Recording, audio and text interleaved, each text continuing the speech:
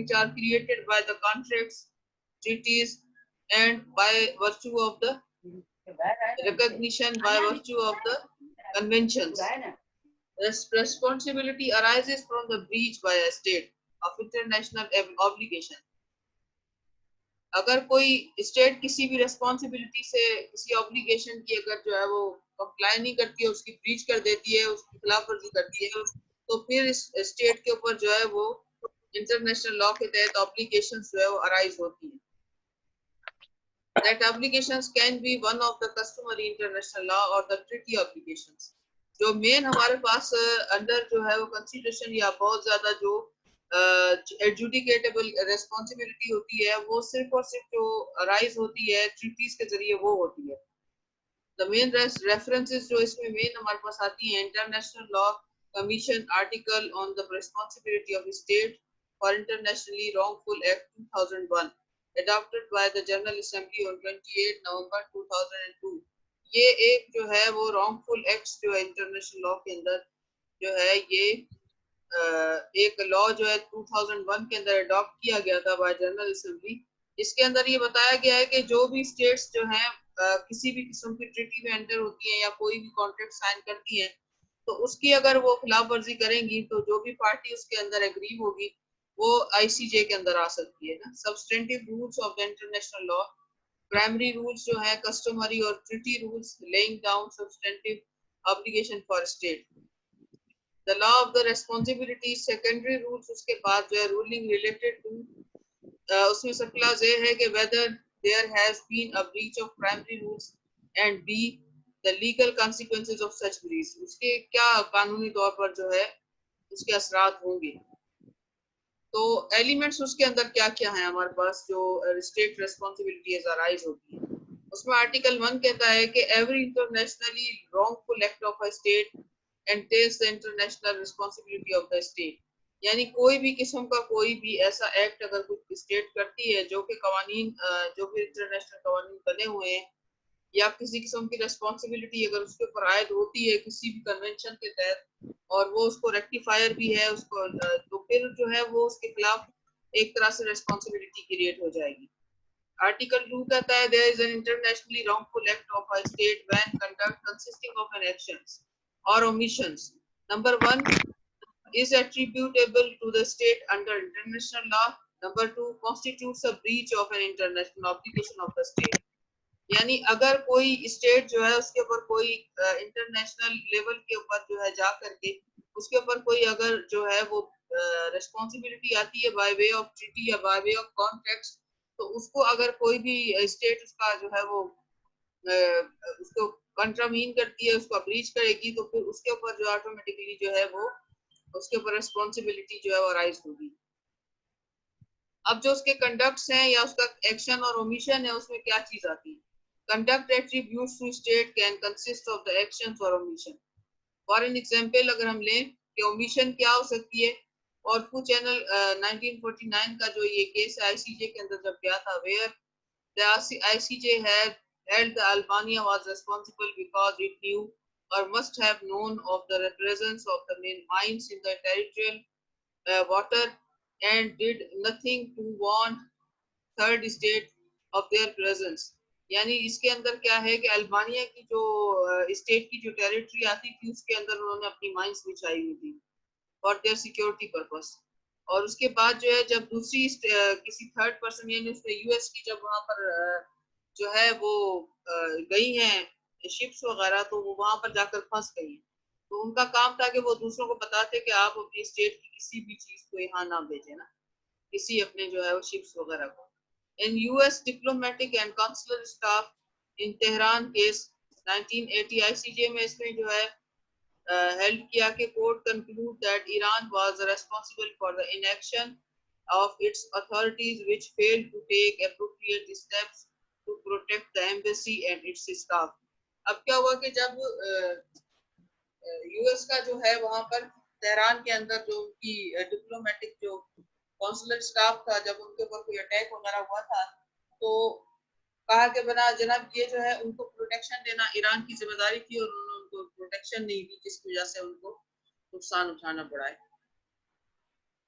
Article 2 specifies and the two constituent elements of an international wrongful act. Number one, attribution of conduct to state and breach of the international obligation by the state. ठीक है. In principle, the fulfillment of these elements is sufficient. In some cases, however, the respondent state may claim that it is justified in the non-performance by preferring to defense. अगर कहीं पर कोई ऐसा matter आ जाता है जिसमें कोई स्टेट के पास जो है वो एक सॉलिड रीजन मौजूद है और अपनी किसी डिफेंस लेने की वजह से अपनी सिक्योरिटी पर्पस की वजह से उन्होंने अगर कोई कहीं पर अपनी ऑब्लिगेशंस पूरी नहीं की हैं तो फिर वो अपने आप को जस्टिफाई कर सकते हैं. लेकिन अदरवाइज उनके ऊपर जो इंटरनेशनल जो ऑब्लिगेशंस आती है, जैसे मिसाल के तौर पाकिस्तान के अंदर अगर किसी भी मुल्क की एजेंसी सॉरी जो उनकी जो बनी हुई होती हैं एम्बेसीज अगर जो बनी हुई है तो उनको प्रोटेक्ट करना हमारी जिम्मेदारी बनती है. अगर हम उसमें फेल हो जाते हैं और हमारे ही मुल्क के अंदर उनके स्टाफ पर हमला हो जाता है या उनको हॉस्टेज कोई बना लेता है और फिर ब्लैकमेलिंग हो जाती है या ऐसा कोई वाकया नाखुशगवार पैदा हो जाता है तो उसकी वजह से सारी रिस्पॉन्सिबिलिटी हमारी स्टेट पे आएगी कि हमने उनको प्रॉपर जो है वो सिक्योरिटी प्रोवाइड नहीं की. 3 requirements attribution, breach and absence of any defense. अगर मिसाल के तौर पर हम जो है वो यहाँ पर हमारा कोई डिफेंस वाला तो नहीं आता कोई भी किसी किस्म का कि हम अपने मुल्क के अंदर रहते हुए अपना डिफेंस कर रहे थे. यहाँ पर कोई डिफेंस वाली बात नहीं आती है, ना ही कोई ब्रीच ऑफ कॉन्ट्रैक्ट है, कोई कॉन्ट्रैक्ट हमारा नहीं है, लेकिन हमारी इंटरनेशनल ऑब्लिगेशन बनती है कि अगर हमारी स्टेट में कोई एम्बेसी है किसी मुल्क की तो हम उनको सिक्योरिटी प्रोवाइड करें. तो ऐसी सूरत में हमारे ऊपर जो है रेस्पॉन्सिबिलिटी अराइज हो सकती है और हमारे ऊपर जो है वो ऑब्लिगेशन आएगी कि हमने ये काम नहीं किया. Attribution of conduct of the state. इसका फर्स्ट एलिमेंट क्या है कि भाई the state is an abstract entity, it can not act of itself. अब क्या है कि स्टेट कोई एक बंदे का नाम नहीं है ये, क्योंकि एक जो है एक ऐसी एंटिटी एक ऐसी जो है वो बॉडी है जिसके अंदर बहुत सारे लोग मिलके काम करते हैं. ठीक है. An act of the state must involve some actions or omission by the human being or a group. State can act only by and through their organs or the agents. अब क्या होता है कि अगर किसी मुल्क की जो सिटीजन्स हैं वहां उनकी वजह से या उन एक ग्रुप के लोगों की वजह से कोई अगर किसी किस्म की कोई बदमज़गी पैदा होती है, कोई ब्रीच हो जाता है तो उसकी सोल जो रिस्पॉन्सिबिलिटी है किसी स्टेट पे नहीं डाली जा सकती. हाँ, स्टेट के जो ऑर्गन्स हैं यानी जो स्टेट के डिपार्टमेंट्स हैं या जो स्टेट के एजेंट्स हैं उसके थ्रू अगर कोई चीज होती है तो वो सोल रिस्पॉन्सिबिलिटी किसी स्टेट की बनती है. The question is which persons should be considered as acting on behalf of the state. अब यहाँ पर सबसे पहली बात ये है कि हम किसको कहेंगे कि ये जो है स्टेट के बिहाफ पर एक्ट कर रहा है लिहाजा स्टेट की रिस्पॉन्सिबिलिटी है, या फला शख्स जो है अगर उसने कुछ भी किया तो उसकी रिस्पॉन्सिबिलिटी स्टेट पर नहीं आएगी. उसके लिए रूल्स बनाए हुए हैं इंटरनेशनल लॉ के अंदर. The general rule is a state organ is considered as acting on behalf of the state. अगर कोई स्टेट का डिपार्टमेंट है, कोई स्टेट का एक जो है वो इदारा है किसी भी मुल्क का, तो उनकी तरफ से किसी भी किस्म की कोई चीज होती है तो वो समझा जाएगा कि स्टेट को रिप्रेजेंट कर रहा है और वो जो भी बदमज़गी हुई है या ब्रीच हुआ है तो उसकी रिस्पॉन्सिबिलिटी स्टेट के ऊपर आएगी. And its conduct, अच्छा ठीक है. उसके बाद ये for which the state is responsible under international law. As a corollary, the conduct of private person acting in their private capacity is not as such attributable to the state. अब किसी भी मुल्क के जो दूसरे अगर सिटीजन्स हैं उनका ताल्लुक किसी मुल्क की किसी ऑर्गन के साथ नहीं है, उनके बिहाफ पर काम नहीं कर रहे, अपनी पर्सनल प्राइवेट लाइफ में अगर कुछ वो जाकर के कोई क्राइम करेंगे कुछ करेंगे तो उसकी रिस्पॉन्सिबिलिटी सोल स्टेट के ऊपर पूरी मुकम्मल तौर पर नहीं डाली जा सकती क्योंकि वो किसी स्टेट के ऑर्गन को रिप्रेजेंट नहीं कर रहा है. इस वजह से conduct of state organs. The conduct of any state organ shall be considered an act of the state under the international law, whether the organ exercises legislative, executive, judicial or any other function, whatever the position is it holds in the organization of the state and whatever its character as an organ of the central government or a territorial unit of the state is. यानी अब ये नहीं होगा कि जनाब state का कोई एक मखसूस ऑर्गन अगर एक्ट करेगा तो स्टेट की रिस्पॉन्सिबिलिटी है, नहीं तो नहीं. उसके अंदर हर किस्म के जितने भी ऑर्गन से, चाहे वो लेजिस्लेटिव बॉडी में हो, चाहे एग्जीक्यूटिव हो, चाहे जुडिशरी से रिलेटेड हो या किसी और फंक्शन से रिलेटेड हो, लेकिन अगर वो स्टेट की जो है किसी किस्म के ऑर्गन किसी बॉडी के साथ रिलेटेड अगर कोई जो है वो इदारा है, तो वो चाहे सेंट्रल गवर्नमेंट को रिप्रेजेंट कर रहा है, तो फिर चाहे उसका ताल्लुक किसी भी जो है वो हिस्से से हो, उसकी उसकी कोई भी गलती होगी या कोई भी ब्रीच होगी उसकी तरफ से, तो वो स्टेट को ही जो है वो स्टेट के ऊपर रिस्पॉन्सिबिलिटी आएगी. An organ including any person or entity which has that status in accordance with the international law या internal law of the state. अगर इंटरनल कवानीन किसी भी मुल्क के कवानीन के तहत अगर जो भी बंदा उस ऑर्गन को चाहे रिप्रेजेंट कर रहा है, तो फिर उसके मुताबिक अगर वो उसके अंदर पावरफुल है, वो उसके जो है वो वर्क को कंट्रोल कर सकता है, तो वो स्टेट की रिस्पॉन्सिबिलिटी में है. एग्जीक्यूटिव ऑर्गन्स के अंदर जो है, अब इसके अंदर जैसे मेसी का जो केस था जिसमें उसका मर्डर हो गया था, अगर मैक्सिकन गवर्नमेंट की अथॉरिटी थी वो उन्होंने उसको पनिश नहीं किया, तो ये अब मैक्सिकन जो है इसके ऊपर यूएस, एक सेकंड, नजर भी अच्छा, Mexican authorities to punish the killer of a Messi, जो कि एक यूएस सिटीजन था, उसको जब उन्होंने सजा नहीं दी तो उन्होंने कहा कि ये जनाब इसकी स्टेट की रिस्पॉन्सिबिलिटी है कि इस बंदे को ये सजा दें. Rainbow warrior was blown up by French secret service agent. अब रेनबो वॉरियर जो है ये एक जो है एक क्या कह सकते हैं, एक ऑर्गेनाइजेशन है, उसके बंदे को जो है सीक्रेट सर्विस वालों ने फ्रांस की जो है उसको उसके ऊपर जो है अटैक किया था. अब ये इसके अंदर इसकी भी एक मिसाल उन्होंने दी हुई है. अच्छा, ये जुडिशियल ऑर्गन के अंदर अगर हम आ जाए, immunity from legal process of a special reporter of the commission on human rights. अच्छा, अगर कोई ह्यूमन राइट्स कमीशन के लोग हैं वहां पर काम कर रहे हैं, तो उनको इम्यूनिटी हासिल होती है कि वो उनके खिलाफ लीगल प्रोसीडिंग्स नहीं कर सकते के अंदर. According to a well established rule of international law, the conduct of any organ of the state must be regarded as an act of the state. This rule is of the customary character. ये एक देखा जाए तो internal कवानीन के अंदर भी काफी हद तक डिपेंड करती हैं चीजें. अगर हमारा इंटरनल लॉ कहता है कि जनाब हम हमारी जो जुडिशरी है वो इंडिपेंडेंट है और वो अपने तौर पर काम कर सकती है, लेकिन जब कभी भी जुडिशरी किसी भी केस के अंदर कोई एक्शन लेती है तो वो स्टेट को रिप्रेजेंट कर रही होती है. और ये कस्टमरी लॉ के तहत जो है वो काफी टाइम से इसी तरह प्रैक्टिस हो रहा है, उसको ऐसे समझा जाता है. और किसी भी किस्म का कोई भी एक्ट अगर कोई ऑफिशियल कैपेसिटी के अंदर किया जाता है, even though a person or entity has status of state organ, the state will be responsible only when that person act in an apparent official capacity. If that person is in private capacity just as a private citizen, the state will not be responsible. अब कोई देखें, जज अगर कोई act करता है, judiciary करती है या एग्जीक्यूटिव में से कोई अपनी ऑफिशियली कैपेसिटी के अंदर करते हैं, तो फिर वो स्टेट की रिस्पॉन्सिबिलिटी है. लेकिन अगर वो अपनी पर्सनल लाइफ में कुछ भी करते हैं, ऑफिशियल कैपेसिटी के अंदर नहीं करते हैं, तो उसका ताल्लुक स्टेट के साथ नहीं है.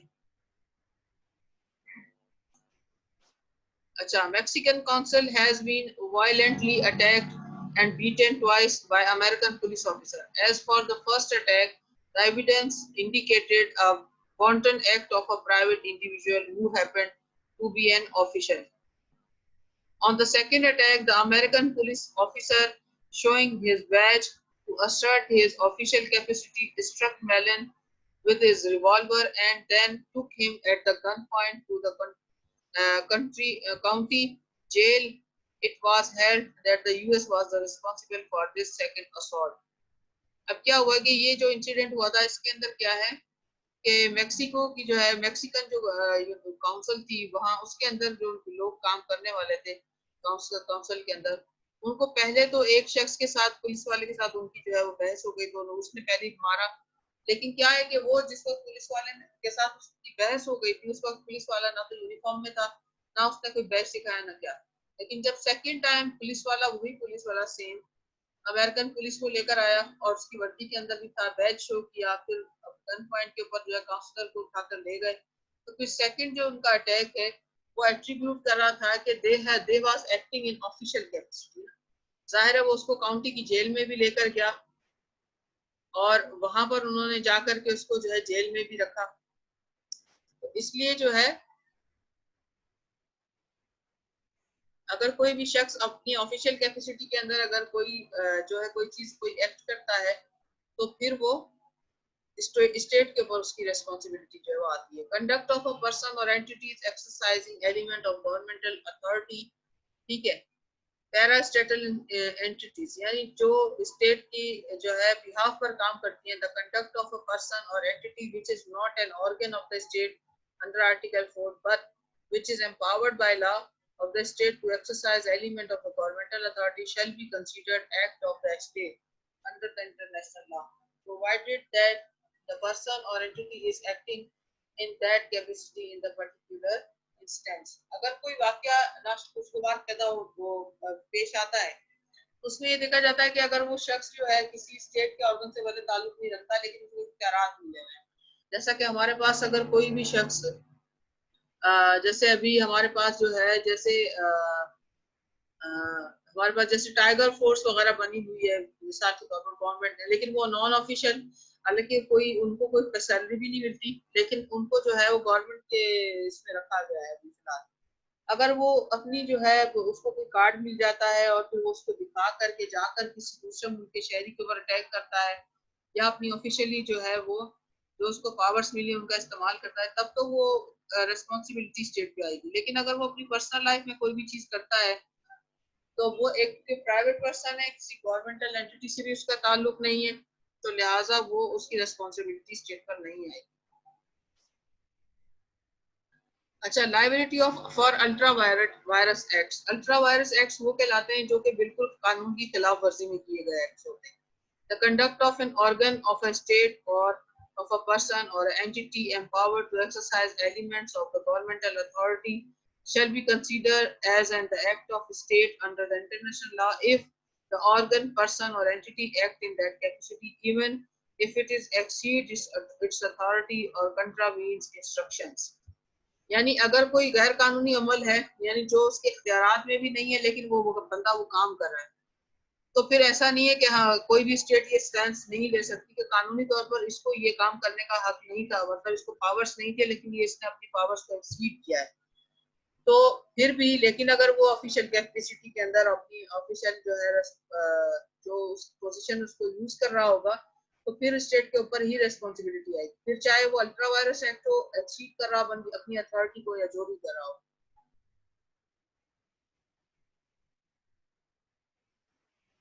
अच्छा, एक बंदा जो carry French national was killed in Mexico by 2 Mexican military officers after failing to extort money they took Kerry to the military barracks and shot him, held the officer in question even if they are to be regarded as having acted outside their competence।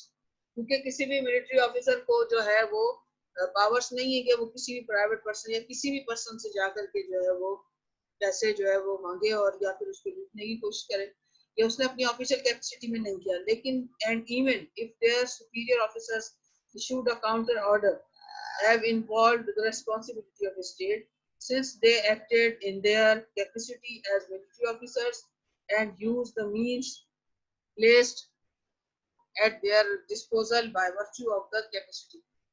अब कानून तो उनको नहीं कहता कि आप किसी को उठा के ले आए फिर उसको बैरिक्स में, लेकिन उन्होंने बैरिक्स का इस्तेमाल किया अपनी ऑफिशियल जो प्रीमाइसिस थी उसको इस्तेमाल करते हुए उन्होंने बंदे को मारा है, तो लिहाजा स्टेट के ऊपर फुली रेस्पॉन्सिबिलिटी डेवलप होती है। बेशक उन बंदों को वो जॉब से निकाल दें लेकिन जो मर्डर वो होगा बंदे का उसकी रिस्पॉन्सिबिलिटी फुली जो है वो यूएस के ऊपर ही जो है वो इस्टेब्लिश होगी,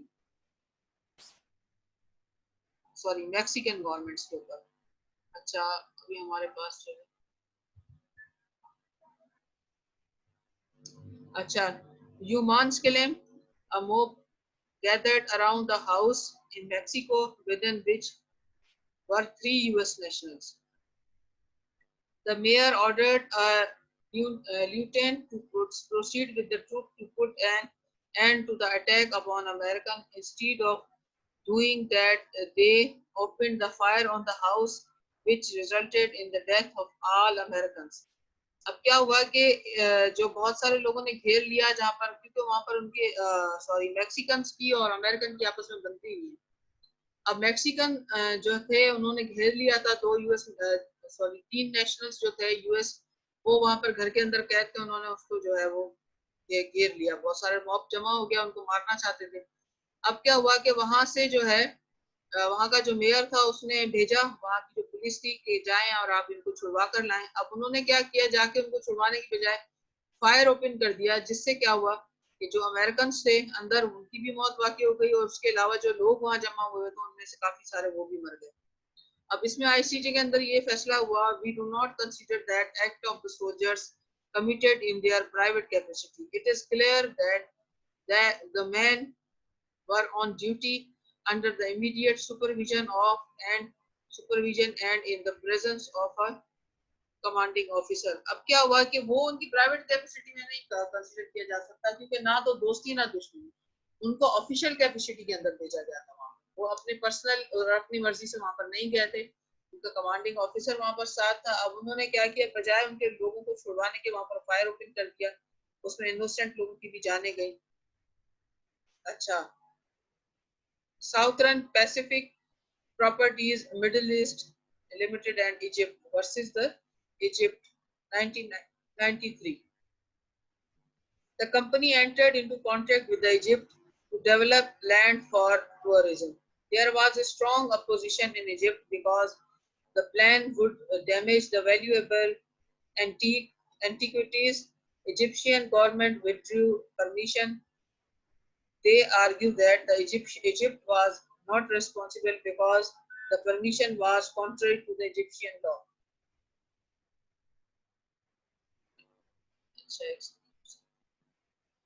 अच्छा, Egyptian law and therefore ultra vires. अब क्या हुआ, जब यूनान ने जो है कंपनी को ठेका दिया कि आप आए और यहाँ पर जो है वो टूरिस्ट के लिए जो है अच्छी सी जो यहाँ पर बनाए प्लेस ऑफ विजिट बनाए, इस तरह करें, तो जब उन्होंने वहां पर काम करना शुरू किया तो वहां के लोगों ने उसकी बहुत मुखालफत की, क्योंकि जो इजिप्शियन जो उनके अपने एंटीक्स से या उनके पुराने जो बनी हुई चीजें थी वो डिस्ट्रॉय हो रही थी उसमें। फिर इजिप्शियन गवर्नमेंट ने जब देखा हालात बहुत खराब है तो उन्होंने ये पावर जो थी, ये जो परमिशन थी, विड्रॉ कर ली। अब जो कंपनी ने वहां पर अपने इतने ज्यादा पैसे लगाए हुए थे, जब वो कंपनी कोर्ट में गई है तो इजिप्शियन गवर्नमेंट ने कहा कि नहीं, ये तो एक्ट जो था वो हमारे अपने म्युनिसिपल लॉ के खिलाफ था, जो अपना उनके मुल्क के अपने जो कवानीन है उसमें ये नहीं लिखा हुआ कि किसी बाहर की कंपनी को परमिशन दी जाएगी इस तरह काम करने। तो इसके बाद क्या हुआ कि स्टेट इसके अंदर हेल्ड दिए कि आईसीजे ने कहा state is responsible for the unlawful acts of the state organs, even if accomplished outside the limit of their competence.